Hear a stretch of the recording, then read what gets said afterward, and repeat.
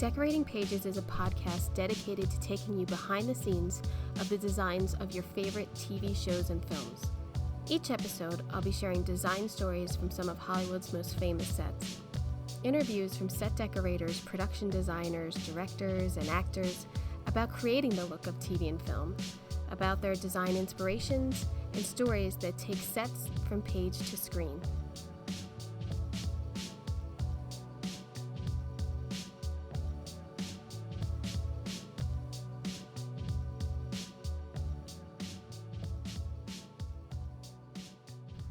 Hello and welcome to Decorating Pages. I am your host, Kim Wanup. Did you miss me? 3 weeks. It's been 3 weeks, people. I know you missed me. Probably not the best time to take off when doing a podcast because people are traveling and listening to podcasts, but that's what I do here. I do everything right. Now, I needed a little break after all of those wonderful interviews for Emmy nominations, and here we are again, second round, final voting. And now we have at least three, maybe four, interviews in the next 2 weeks. So this week we have production designer of Daisy Jones and the Six, Jessica Kender. And tomorrow, creator, writer, director, awesome dude, John Hoffman of Only Murders in the Building. And then next week I have from the show Wednesday on Netflix, production designer Mark Scruton. So, if you are a voter, voting starts the 17th, Thursday, and goes through the 28th. If you are not a voter, these are fabulous, fabulous projects to go and watch, and creatively are just brilliant. So, in 3 weeks, what have I done? Oh, not worked. How about that? Not worked. But I did get to go out and strike and support the WGA and SAG-AFTRA. Parks and Rec put together a support day for the writers, and even Lil Sebastian showed up, and it was fantastic.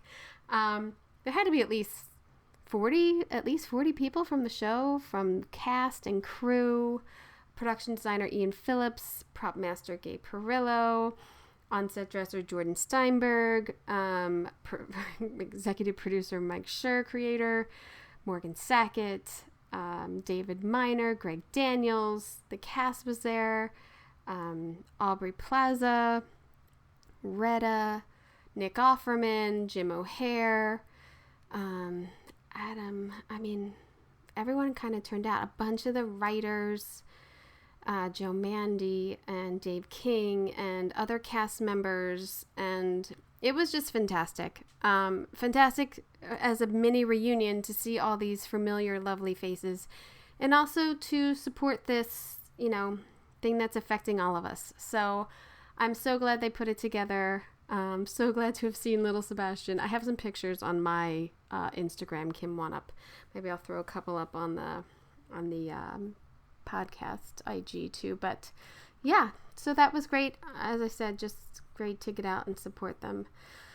What else? Oh, although it was like 2 weeks ago, the SDSA Awards were announced. So let's give a quick rundown to those winners. 1 hour period was The Marvelous Miss Maisel. Set decoration by Ellen and Christensen and production design by Bill Groom.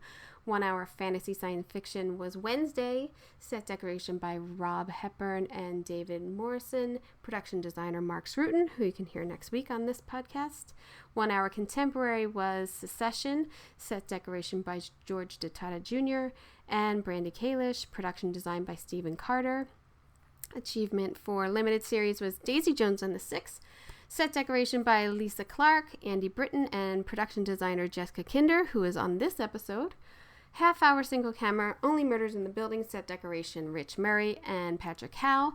And again, you can listen to John Hoffman, the creator, writer, director, tomorrow on the podcast.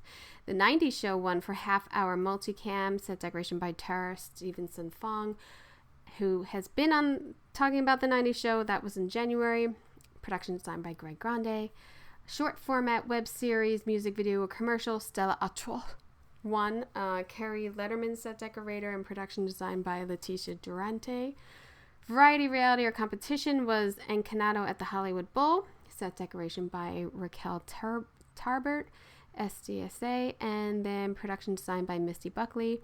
And finally, daytime series was Young and the Restless, set decoration by Jennifer Hayback, Justine Mercado, Maria Diroff, and production design by David Hoffman.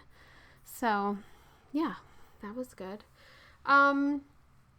I am getting excited because my boys are starting school this week. I'm sure I'm finally in that mode where other parents are like excited that their kids are going to school.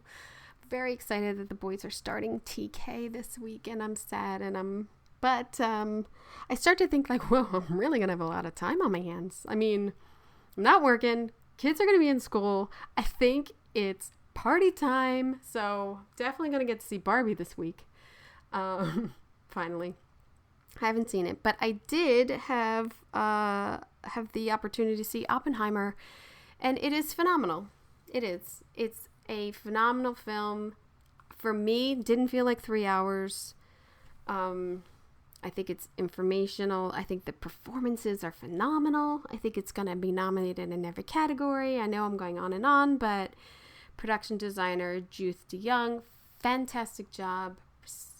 Set decoration by Claire Kaufman, and just an all-around great film. And to me, it kind of reminded me of Oliver Stone's JFK, where it's 3 hour long movie, information, period. But there were so many actors in so many roles that were so good and so memorable. Like, all of a sudden you think like John Candy's going to show up in this film. There's so many people who have these bit parts. You could tell people just wanted to be a part of it and acting and creatively. I have one critique, and maybe it's just me, but he, as in Christopher Nolan, I'm assuming, is making this decision because he has it in a lot of his other movies. There's just music in every scene, and I just keeps that tempo up, and I can never really relax or something like, and maybe that's the intention, well achieved, bravo, but it does exhaust me a little bit when there's like, just let the actors act it out. Like, there doesn't have to be music in every scene, and in pivotal scenes, and he doesn't use music, it's effective. So I don't know. It's just me, but I don't want music. And thankfully, it's not the same music. It's not the same tune. It's different melodies and everything. But to me, it exhausts me. And I remember feeling that way in Inception, too. It just is kind of too much for me because, I don't know, maybe I can't handle it or something. But other than that, bravo. Fantastic. Loved it. Loved Robert Downey Jr. Loved Cillian Murphy. I mean, all around, just great cast, great acting, great creatively. So I would definitely recommend that. So there. In this episode, I speak with production designer Jessica Kender, known for her exceptional work on projects like Little Fires Everywhere, new series Tiny Beautiful Things, Future Man, Dexter, and now for her Emmy-nominated work on a period fantasy program 1 hour or more, Daisy Jones and the Six. The attention to detail in this series is truly phenomenal, and it just brings the audiences right back into this vibrant music scene of the 70s. She talks about her research of the music scene, the interpretation from the book to the screen, the 18-month COVID hiatus the project had to take, which was kind of a blessing in disguise. I think it made the project much stronger, to be honest. She also has an amazing wallpaper story about the legendary recording studio Sound City, and you can check out her work on her site jessica-kender.com. So yeah, it was honestly really great to catch up with her because I have known her since the beginning of my career, a very young little Kim Wanup running around Hollywood. She worked across the hall from me, and she was talented then and even more talented now. So I hope you enjoy. Yeah. Very likely you did. Yeah. And I was like, oh, this is so cool. There's all these art department people. You were always so nice to me. Like, I just remember looking over your shoulder when you were on Family Law and being like, what are you doing? What are you doing? Like, oh, like so many questions. I feel like I had so many questions back then, and like you were one of the people, the brunt of like some of my... I just remember that was like just us being babies, like just being like, we're working it. Like, we're here, we're in Hollywood, you know? Oh, like, well, yeah. Like, walking across the Sony lot and being like, I can't believe I get to drive onto this lot and then walk around on it. Like, how is that possible? And Spider-Man being there. Like, Spider-Man and I think Men in Black was there when I was at Sony. And I would sneak into those stages all the time.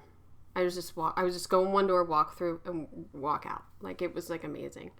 And I stalked that model maker in the art department. Yes. Oh, he's so talented. Yeah, he was amazing. We still are in touch. Not like a lot, but we are still in touch, me and Jason. Yeah. He's so good. Is he still? I mean, literally, that art department, like, being on, I was this PA on Spider-Man. And I got onto Family Law because I was PAing on Spider-Man. Oh, that's right. And I had to get the craft service. So they would always have me get from this, like, can't even remember, some bakery on Thursdays and La Brea Bakery on Fridays. And Chuck had this thing he liked. I don't remember what it was, but I would always make sure to get it for him and set it to the side. And then he would come over, eat it, and chat with me. And so then when his set designer left, he was like, what do you think? And I was like, yes, I will. Please. Genius. See that? Genius way to work it. See that? Pastry. All of my moves up have been G jobs. Like, it's always been something where you're just being nice to somebody, and then they're like, oh, we like you because you were nice. How about you have this job? And you're like, really? How? You went to Carnegie Mellon, right? Yeah. And did you did the theater program there, or was it? So I went TV film. Sort of. I went for set design, and then was like, my freshman year, I was like, oh my god, this is too much. It was a conservatory, which I knew, right? Like, I knew it was a conservatory, but just having only those classes seemed overwhelming. And then that first year, they made it this program called a BHA, which was Bachelor's of Humanities and Arts. It was almost like a liberal arts degree. And I did that for the rest of my time. So I sort of graduated with a degree in theater design and economics. Nice.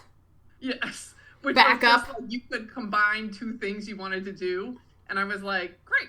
And it meant that I didn't have to take every single class was a theater class. Although really, I don't remember any of my economics, and I remember all of my theater. So, well, but it worked out for you. This is not the other way around. And honestly, like, I got on Spider-Man because of Carnegie. Like, the researcher was a Carnegie grad and recommended me to the coordinator, who then hired me on because he was friendly with her and like was like, oh, okay, like, let's get this person on. So just for that alone, worth the degree. But also, they taught me how to draft and paint. I just feel like so many people that I've worked with have gone there, and it's such a nice network. I feel a nice networking group of people that are here or probably in New York too. I feel like it's a really good alumni tight. I think it's huge. Like, it's really one of those where, like, I always tell people, like, if you know how to draft and paint, you will always pay your rent, right? Like, if you could do those two things, but the added bonus Carnegie gives you is this network. Like, you come out and you immediately have this group of people that you can call on and who a lot of them want to hire you, you know, like, my first job doing like miniature, like doing models for somebody was a Carnegie grad, you know, like I got my first ever job out here was working at like a non-union set house. And that was because they loved hiring Carnegie grads. So like just having that lets you like this step up that I feel like a lot of people don't get, you know? Oh yeah. Because it's not like ADG. Do you know what I mean? It's not like, oh, you're an ADG member? Yeah, I'll hire you. Like, of course you are. You know what I mean? Like that, or like, oh, you're in the SDSA. Like, oh, let's hire you. No, like that doesn't help. And I think like USC has a lot of that, and UCLA, like the bigger schools too that have especially USC with their film program and everything. Yeah. The alumni really helps other alumni, which is so nice. But Yeah. I honestly can't think, I don't know. Well, probably Tish.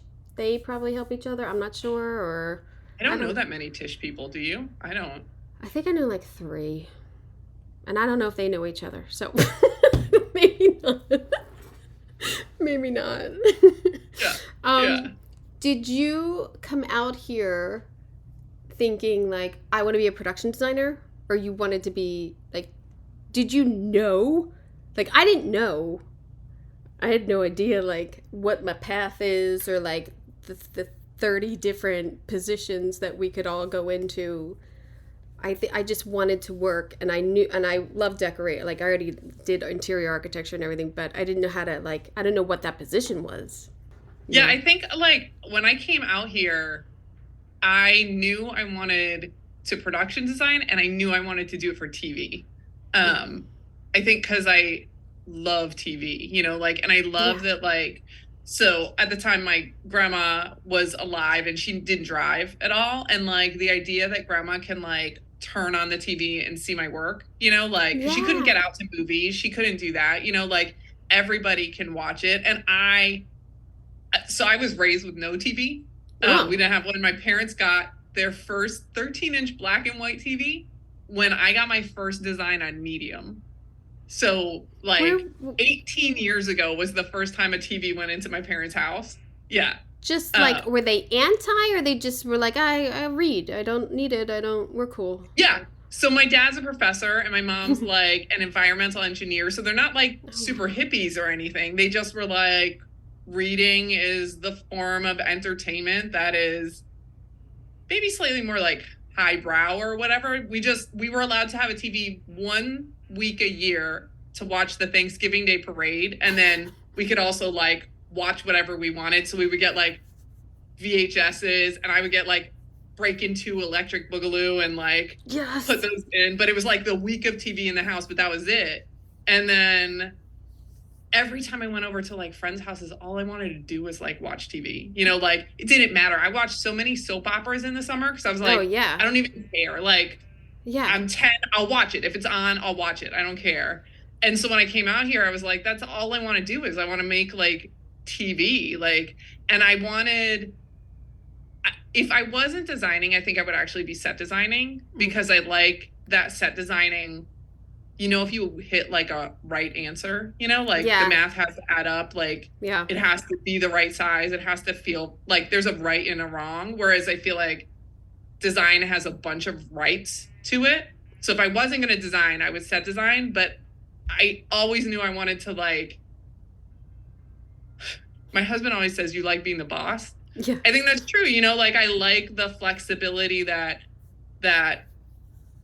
designing gives me, where you can I can make my schedule. I can make a crew of people that I respect and like and love being around. I can hopefully pick the work that I want to work on. I want, it lets me have a lot of creative control that I really enjoy. And I like that I can sort of create my design in a way where it's this really collaborative space where I have an idea and then people come in with their ideas and it turns into this thing that's so much better than I first thought. Right. So I always wanted to do that, and I always wanted to do it for the medium I love best. I love TV, and I think we definitely have hit that golden age.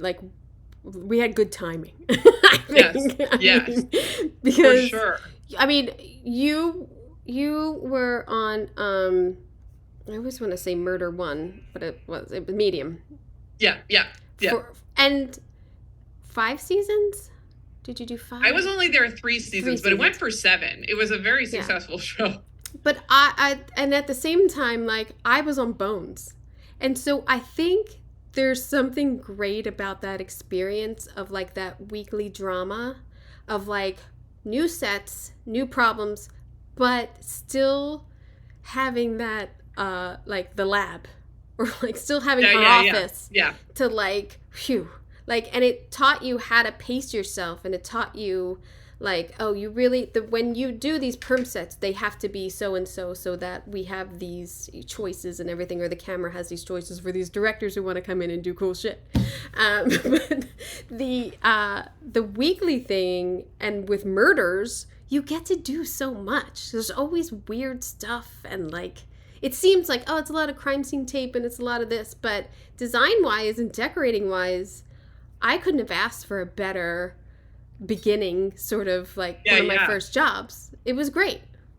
Yeah. That's what I felt like. I felt like with Medium, I was like, if I could do this show, I could do any show. Yeah. Because like you have to, and with her, like she had these dreams and she would go back to like the Wild West or like, you know, like all that. And you're like, okay, I've done like plane crashes and, you know, the plethora with scripts that aren't on time, and it's my first time. Like, it was the best training ground. Yeah. It's also sort of crazy. Do you ever think about how like we came in and that's like the last time that system was in play? Yeah. Like, we are some of the last people to get like a real hiatus, to know what a hiatus was. Yeah. 24 episodes.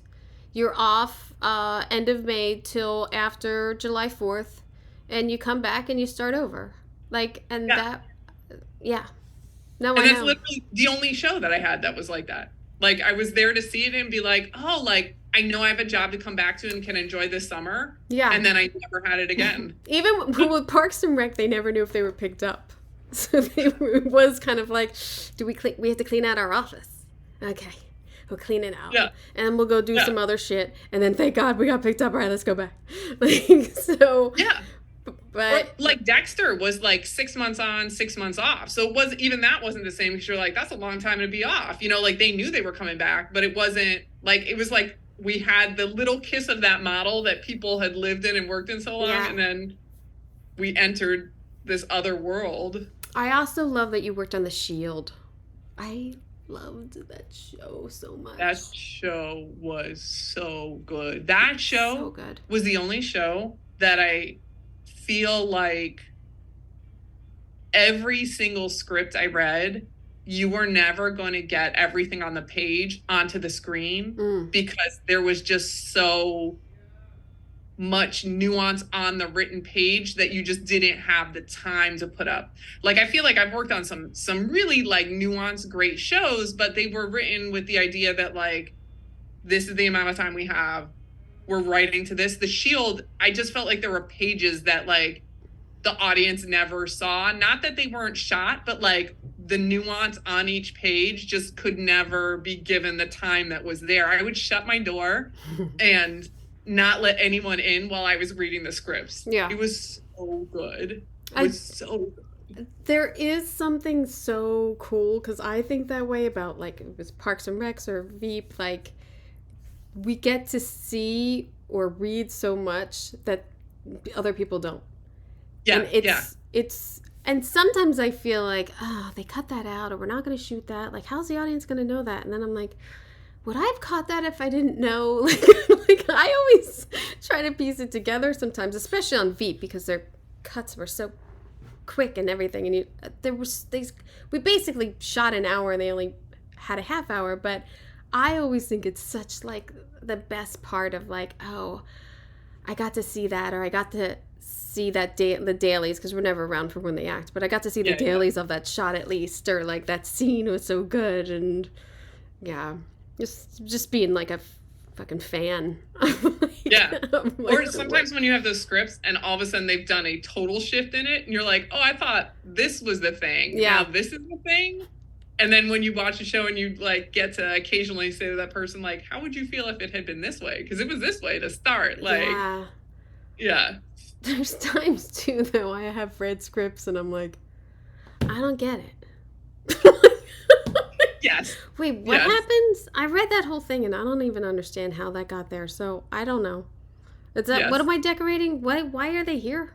Like there are some times where I question things a lot more than I probably should have. Like, but why are we here? I don't even understand. Why is the mother-in-law here? Like, I don't. Sometimes I go Jared Leto on everyone, and like I need to know the reasoning for this, but you know, you gotta know your shit when you're decorating and designing. You gotta know. Does it help that some of your projects have been books? Does that help you or does that hurt you? Because the book, they're not always like word for word or, you know, scene for scene. I think that what is interesting about doing an adaptation from a book is, for me, is asking the people who read the book and are fans of the book later what they thought of what we did. I try to, the way that those have come across is always I've been given the book way in advance of the script. So they've been like, hey, we're working on this thing. We want you on it. Read this book. So I'll read the book, but then the time between the book and the script is usually months before I see it.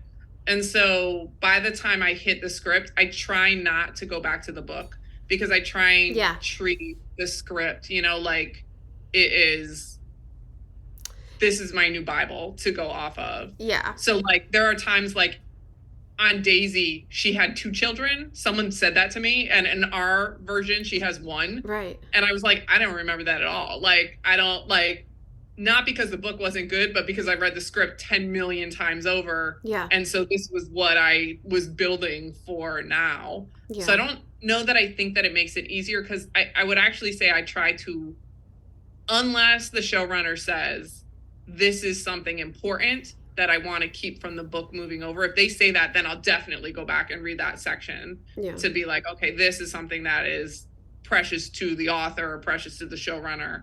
But outside of that, I try not to let the two mix too much. It gets really confusing. Yeah. It does get really confusing sometimes of like, oh, wait, I know, especially when they have different drafts of things and you're like, wait, I thought we were doing that set. Oh, wait, that was in the first draft yesterday. And now we're in the third draft today. Oh, that's gone? Okay, cool. Can I just read the final draft and then I won't be confused? Yes. That was like, even like on this last show, it was like, why did they change all this? Yeah. Did you just have Fleetwood Mac on the whole time? Did you just... You know what's funny is I'm not actually a huge Fleetwood Mac fan. I love them. You know, like I know their stuff, but it isn't like something that I was super into. Like who doesn't know it? You know, did you watch their behind the music? No. Jess. I know. I was like, oh, they took it right from me. I know. It's the best. I think, and one of my friends who was an editor on Behind the Music, he thinks Motley Crue was the best. I think Fleetwood Mac was the best. But it's almost like the same style of the documentary, but they're all telling their stories and everything. It's the best Behind the Music. Now you have a little time. Maybe check it out. It's true. I could hang up and go watch it after this. Be like, look, Kim said. But there is something. Changed me. And said. There is something about, like, I don't really listen to a lot of podcasts because I don't want to, you know what I mean? Like, I don't want to influence in that, or like, I won't. There's other interviews that you've done I haven't read any of them because I don't want to ask the same questions, and if I do, then it's genuine. But yeah. That's my sort of process sometimes in doing research of like, maybe I don't want to look at that because I don't want to replicate it. So maybe that too. Like, you guys had your own thing going on. Yeah, I feel like there was like some things that for sure that we wanted to pay a little homage to, but in general, like it wasn't.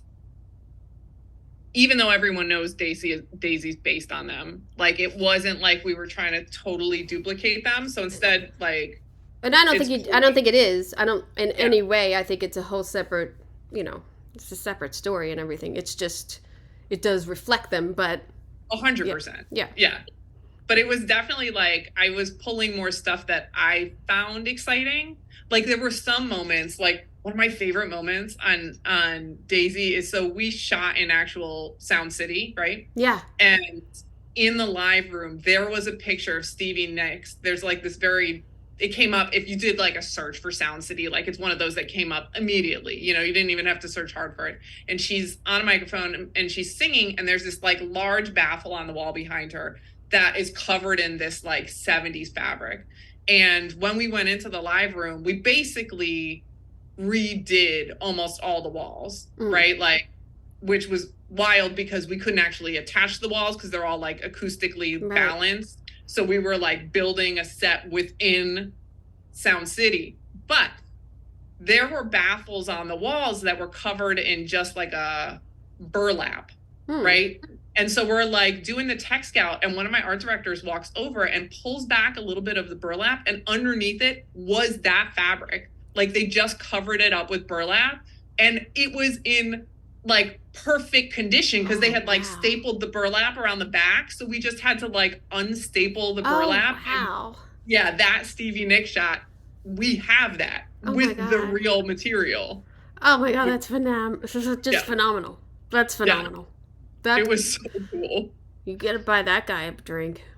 But then, did you build the other recording studios? So it depends on which. Some of them we built, some of them are other ones. Yeah. Like one of them we built in Greece, which was wild because Greece, how did you get at least what we saw in Greece, we didn't have like sound stages or anything. So we built a set within a club. Like you walked into this club, it's painted all like dark black, and it had like the floor for people to dance, and we built a recording studio in the middle of the club. Oh my God. Which was wild. So some of them were, one was like Sunset Sound down in Hollywood. Yeah. Like there was the one in Greece. There was another room within Sound City we featured that we redid. So it was a little bit of everything. I have to jump around here, but I did read that you were down for was it 15 months? Yeah, it was nuts. We were down for a long 18 time. 18 months. 18 months due to COVID. So you get this project. Did you prep or shoot anything and then went down? We had 14 weeks of prep. We prepped for 10 and then we shut down. And then what was crazy is when we came back up, because it was so long, we then had another 10 weeks of prep. So I had the longest prep I've ever had in my life. But why was it 18 months? COVID was only 5-6 months. We had the problem where we had to have crowds in these small spaces because we were going around to the Troubadour and the Whiskey and yeah. And so you were going to have all these extras, and that part of COVID hadn't really been figured out yet when we came back up. Like, how do you do these music scenes? And so they just pushed. And honestly, we were up and prepping before the 18 months. We had come back, but it was a long time. And it actually, oddly enough, had this crazy benefit where they kept the band in band camp. So the band practiced all through COVID together. So they did this thing when we came back. We were 6 weeks in, and all the department heads, it was 40 of us, got to come to this concert they were putting on. And again, this is COVID, so we're all tested, but we're all masked. The only people unmasked are the band. But they got up and they started playing, and I was like, oh my God, they're a real band. They were playing their own instruments, they were doing their own singing. There wasn't a track. It was just them. And I was like, it's working. They're an actual band. That is, I can't even believe, because I watching it and then reading bits about it is I love this album. I'm a Fleetwood Mac fan, so I'm oh, it's kind of Fleetwood it is, a new album here. It's great. So I was wondering did you have that music, when you were designing? Did you have all those tracks or some of them? I heard the music for the first time when we came back from COVID. Right. But early into prep I remember we were scouting and we had stopped for coffee in a coffee shop. And Lauren, the producer, calls us over and she has on her phone the first full record. And she's like, we have to listen to this. And I remember her playing it on her phone, and she knew all the songs. So she is singing along, and I'm hearing it off of a phone where I'm kind of I kind of get it. I think like, she clearly loves it, so it must be good. And that was the first time. And then they gave us the music because they had like a base of songs set, but then they were still working on other tracks and playing with them. So as soon as they would get like a final cut, we would get that to listen to. Oh my God. Which was, yeah, really cool. I think it's so helpful. Like I had talked to this music supervisor who did Dexter, actually. Mm-hmm. And he did Dexter the New Blood, Bill, oh my God, I can't remember his name. Bill Irwin. I think Bill Irwin. And ever since I have spoken to him, and I have thought, God, it would be so nice to have music when you're designing or decorating that is going to be, because it's a mood. You're setting a mood. Yeah. We're trying to set a mood. Lighting's trying to set a mood. But if the music, that's what people are hearing. Like, I so wish that there was more interaction with music and doing something where there's a band. I was like, she had to have had this music. Like, just to help, like, or like everyone, like the crowd, or like everyone, like, obviously they had it. But, like, you know, it helps so much. No, it's like the cookies in an open house. Yeah. You know, like, yeah, the smell. Totally. Yes. Yeah, like it's setting the vibe. Yeah. Totally. Yeah. I just, I don't know. I love this. I loved it. I watched the first episode a while back, and then I binged it this whole week. So I'm like deep into it right now. I've got it like on replay. Like I'm in, like it's in my head at all times. And then I'm like, I gotta, not to talk about design, but to talk about the show just for a second. I actually can't believe that Riley Coeg did this, because wasn't it fucking hard? Like, drugs and alcohol and your grandfather and your mom and like, yeah. Like, she's so good in it, but like, damn, I don't think I could. I would just feel like it's so close. I don't know. I feel like everyone felt like it was like it's her legacy, you know, like yeah. And she's whereas so they were good. like, we believe in this, even though she didn't come from a background of singing or anything like that, you know, like they were like, your lineage says you can do it, you know, which I would think that would be the biggest pressure for me, would be like, oh my God, you're going to compare me to Elvis. Like, yeah, exactly. This is my first time, you know, but she killed it. She's amazing in it. And I just look like, it's her mom's voice. And then you see like a little bit of the chin of Elvis or the jaw or something. And you're like, oh, he's in there somewhere. And she's in there. I'm like, man, I don't know. Emotionally, man, I don't know. When she's got to do those drug scenes and everything, I'm like, fuck, yeah. That's, I don't know. I just feel like it must have been hard in therapy. I don't know. I think she needs some therapy. That's what I'm trying to get at. It was a therapy in itself. Yeah, that's true. Maybe it was cathartic and, yeah. Talking about before the whiskey, the Troubadour, the Viper Room, the Dresden. Were you at the Dresden? I thought I spotted it. No.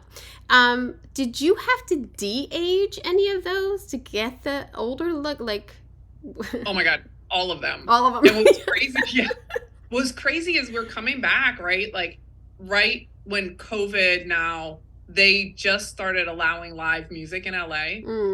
So that meant all of the places were getting booked up, and they were super happy to have us come in, but not happy enough to like kick anybody out, because they were like, look, live music is finally back. Like, we have these days open, but you don't get any more. Like, we're not booting a single act. And all of them are modernized. Like, Whiskey doesn't have the go-go cages, you know, like it's a tiny little stage, and right above that tiny little stage are all the modern lighting and all the modern speakers. And they're like, you can't touch them. Like, you're going to be in here. Like, most of the places, they would give us either 24 or like 36 hours to dress, shoot, and strike. And so they were like, there's no way you're taking them down and like unplugging them from the board and doing all that. So the amount of drapery that we had to like bring in to cover stuff, you know, like teasers that came down lower, legs that hid the speakers, you know, like all of that. And then we'd prep the go-go cages outside to like bring them in sections and like lock them all together, and like wallpaper that was pre-prepped on boards to cover up the modern stuff. It's funny because every place we shot was like, we tried to whenever it was the real place, we tried to shoot it in the real place. It was a decision that was made super early on to like bring a level of authenticity to the mix. But it just meant that these places that are now 50 years later, you're trying to pull 50 years out of them in this small amount of time. Yeah. I mean, when you have that situation, the costumes and the atmosphere and the angles help you so much because you're basically telling people this is what it is quickly. and we're blocking out a lot of like what we can't see. Yep. So the other departments really help when you're like, just don't shoot that way. Just don't shoot over there, please. Like, you'll kill us. Don't do it. Oh my God, we were in this one venue downtown, and the venue's, it's perfect, right? Like everything about it is perfect, except that the stage ceiling is really low in it. Mm-hmm. And it was another one of those places where they wouldn't let us take down any of the lights. And I was like, how, like a teaser's not going to do this. Like, how are we going to cover it? And we ended up doing like this billowy draping over everything. Cause it was like the only thing we could do to hide the stuff. And you're like, people will just have to believe that's what the ceiling looks like. Like, yeah, I mean, it is. People believe, unless it's like someone who's been there, people believe what you tell them. Yeah. What were your builds? We didn't do that many builds. Yeah. I actually had I had an entire set of plans for Sound City. And we had bid it out.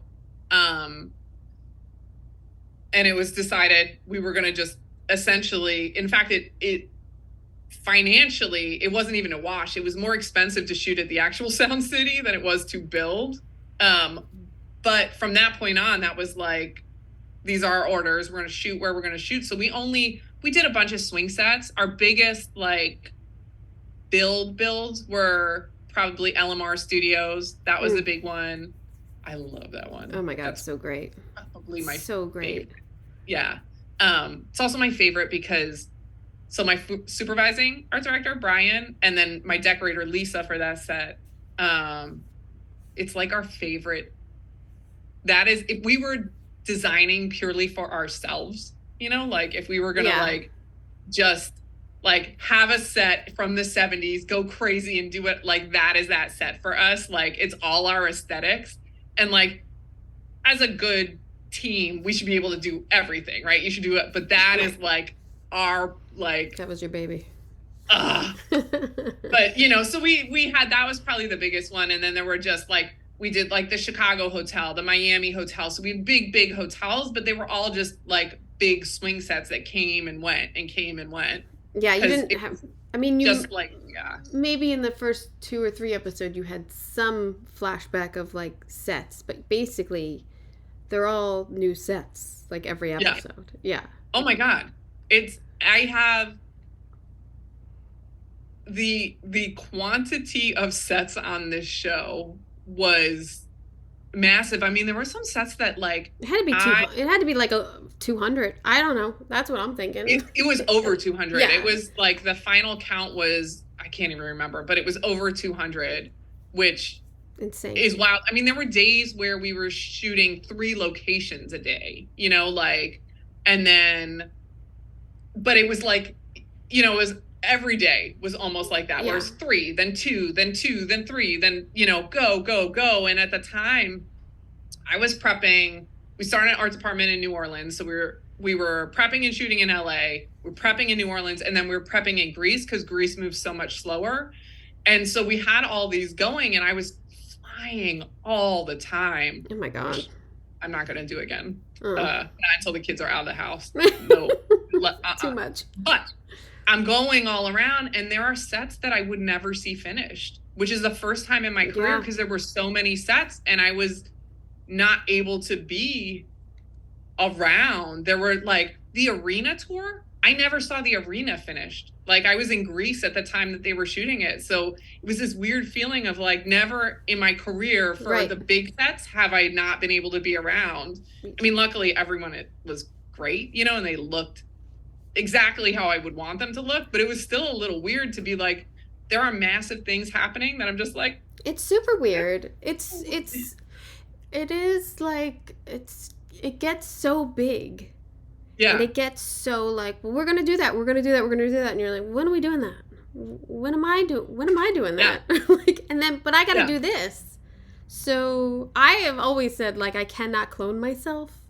Like, I have decorated by FaceTime way too many times as I'd like to admit, because you're doing three, up, down, shoot a day. Like, it's across the block, but like I gotta be here, so just FaceTime me, and if there's a problem, I'll come over. Like that type of shit too. It's like, and if you're on a plane and you're out of communication, it's petrifying because you're like, I can't make a decision. I can't tell anybody or anything unless you got the Wi-Fi and whatever. But it's like, I just wait till I land, and then I gotta like get my shit, and it could be really, if you're not confident in your team, it could be really stressful. yeah. It was like one of those moments where I would say it's the first, like, as I've gotten older, right? Like I got better about like delegating. Yeah. And like, Yeah. I don't have to have my fingers in everything all the time. Like I'll start it, I'll check into it the day before, I'll open, right? Yeah. Like, and that should be good. But this was a whole nother level where I was sort of like, this is interesting. Like now that I've done this, it's sort of like, it's like a medium where I was like, oh, like I just changed my way of working. Like maybe this means I can change the projects I take now too, because I changed it and it worked. Like we could do this again, maybe bigger, maybe I still love TV, but I like doing, it's funny because I went from Daisy to Tiny Beautiful Things, which was back to just like your standard, it's a half hour single cam. So it's your standard group, and I loved it. Like it was like a breath of fresh air. But I was like, maybe what I want to do is do like a massive show and then do like a tiny beautiful thing, and then like switch back and forth, which I've never really thought about doing a massive show before. But then I was like, no, that was like, I learned so many new things. I'd like to do it again, I definitely take a massive show right now. I take any show right now. I take a tiny beautiful thing right now. How was Greece? Greece was beautiful. Did you go over your scout? You go over your scout, you come back, and then you shoot? I actually went back and forth to Greece 4 times. Oh my God, which I wouldn't like that. It's like an 18-hour trip to get there. No, thanks. Because the first time we went out, so the showrunner had done Mozart in the Jungle, and he had shot in Venice, which is where in the book, Daisy, I think she goes to Italy. She goes somewhere in Italy. But he was like, I've already done Italy. I don't want to do Italy. Oh, smell you. So he was like, he had researched and he fell in love with the island of Hydra, which has no cars on it. Cool. Good for you, dude. And so our first trip was just me and the line producer going out to be like, let's go to the island of Hydra and see if you can actually shoot there. Because to get to Hydra, you either need to drive for 3 hours and take a taxi boat for 20 minutes, or you take a ferry for 2 hours. So like, that's it. That's how you get to Hydra. So he was like, we're going to go out. We're going to scout some of like Athens, because we were doing, all our Athens work was matching stuff we did in New Orleans for New York City. We were doing exterior New Orleans for New York, and then interior, basically New Orleans for New York in Athens. So we were like scouting club after club after club in Athens.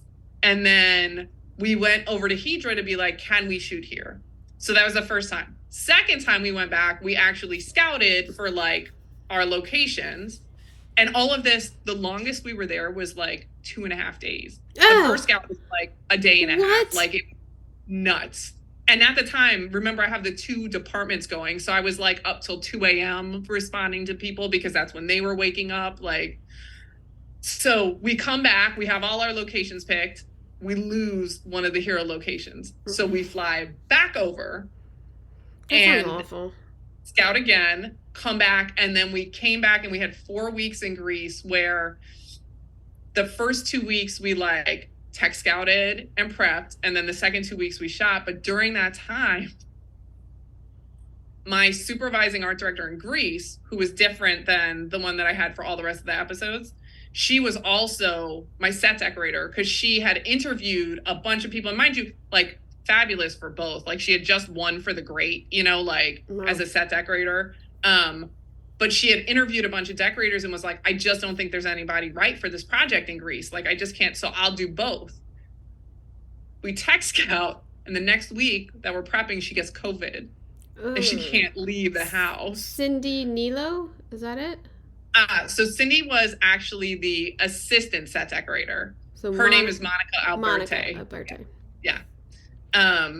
So she gets COVID, and she's still, because she's the powerhouse, like directing stuff from within the confines of like her own space with COVID, which was pretty bad for her. I kept being like, look, you don't have to. Like Cindy she's like her right hand. So she was out doing stuff, but it meant then that we were going to like divide and conquer. And instead it meant that every day I would get up and I would like check on the work in Athens and then take a ferry over to Hydra, get up, check on the work in Hydra, take a ferry back to Athens. It was insane. Plus I was missing my kids by that point. We had been in New Orleans for 3 months. And I had always known we were going to Greece, but New Orleans had come up midway through. And I mean, I'm serious. I'm not going to travel till they're out of the house because it just wasn't. That's a big chunk. Yeah, it's a big chunk. Like I missed my 8th grader's graduation. You know, like I can remember. Do you know David Conniff? Yeah. Recently. Oh, yeah. Okay, so we worked together. He was my. On Medium? We worked together on Dexter. Oh, Dexter. That's what it was. He was my decorator on Dexter. And he said to me, he was like, I'm going to tell you this. When you go on location, you are never going to remember like the days specifically that you were there and what happened, but you're going to remember every day that you missed. And it's totally true. I couldn't tell you on the day that like her graduation was what I was doing that day in Greece, but I could tell you how it feels right now to like have missed it, you know? Yeah. Oh, definitely. Like, yeah. But for years and years, I asked so many decorators, designers, I don't understand how you do it. Like, how do you do it? Because how do you have kids and how do you do this? And you're like, and almost everyone's like, you just figure it out. You just figure out every day. You don't know what you're shooting next week. And you just figure it out. Like, and your priorities change. And it's true, like, you have to do this job, but your mind there's always something more important when you have kids. Like, there is, like, in your heart, in your mind.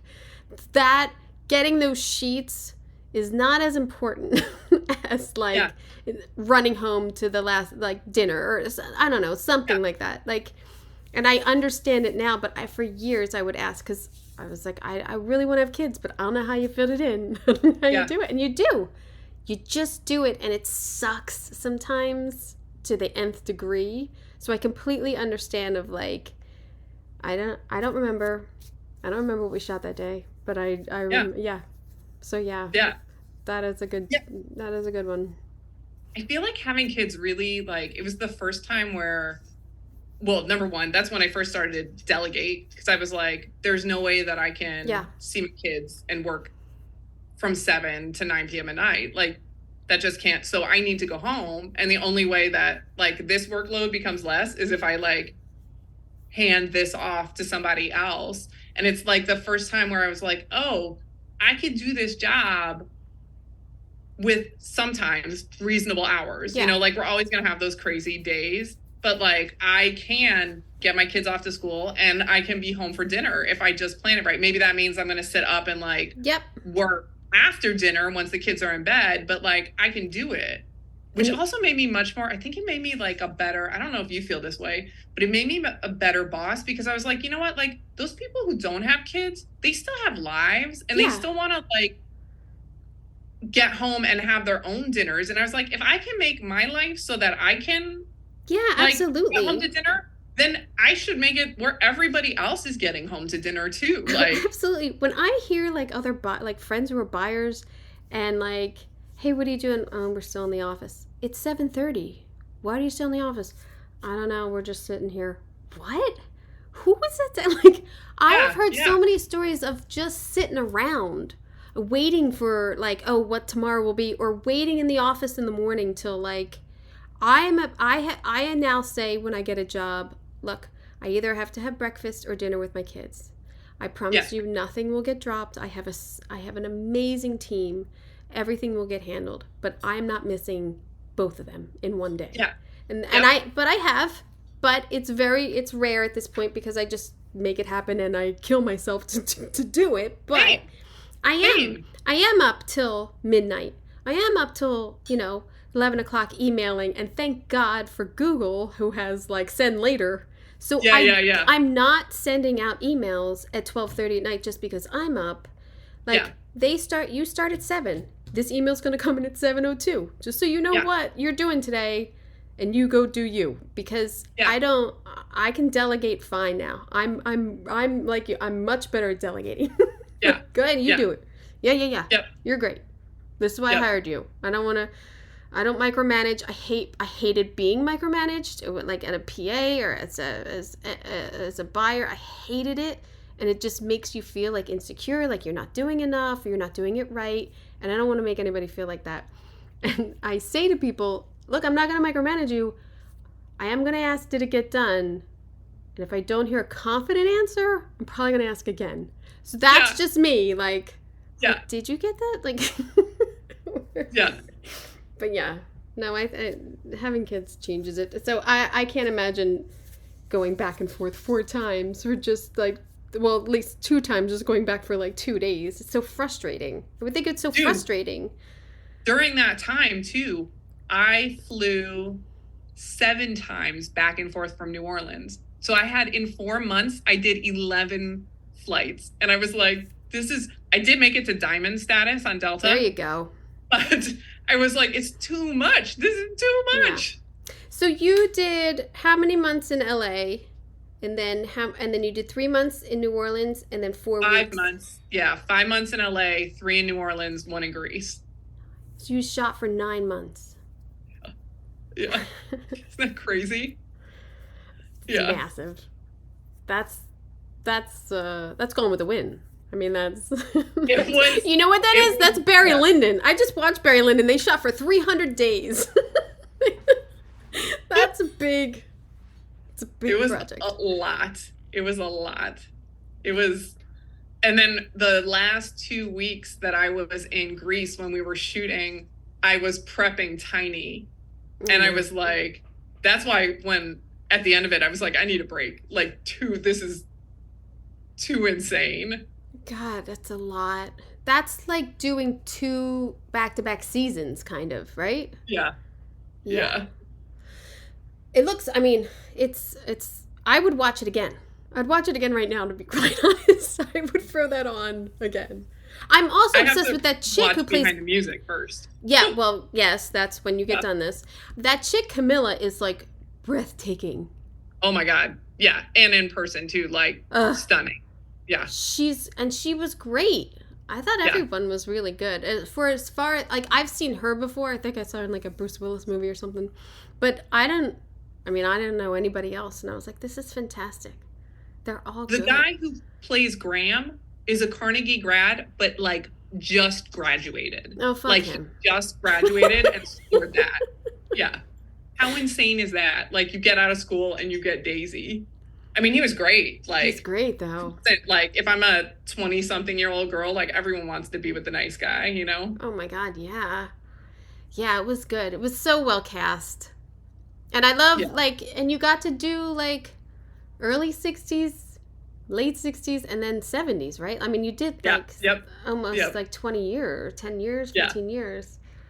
Oof, that's a lot. Yeah, it was a lot. I mean, it's funny because, like, from a design point of view, I love the 70s. So it's like the dream job. While you're in it, you're like, oh my God, this is overwhelming. But it is a bucket list, like, check off. Like, if you ask me if I could pick any period in which to design, it would be the 70s, you know? I do think that the DP and everyone did a great job on Daisy, though. But yeah. I mean, phenomenal. he was phenomenal. Yeah. He was also like super collaborative, where, you know, we had two. We had one for the second block and one for the first, but it would be one of those where we would design the shots together, and that was exciting. Oh, that's fantastic. You know, like to have a DP who will collaborate like that. And so he'd be like, you know, I'm kind of thinking of this, and what if you come around this way and you did this, and I can pull out this thing. And he was like, oh, could you remove this thing to make this? It was very fun because a lot of the stuff he did felt more like a dance between us. Like it really felt like a great partnership, you know? You were both on the mic? No. Yes, 100%. I think too, just the way he lit them and the color balance and like emotions that he was getting out of, and the darkness, like I just thought there's a lot of shadow in there. There's a lot of great like emotional lighting in there, which I thought was great. Yeah, he was super talented. He was also just great to work with, as long as he had his like 11 espressos a day, no joke. Oh he was like just super charming, pleasant, adored by the crew. So good DPs are gems. Yeah. Yep. All right, I've kept you an hour and a half. That's not fair.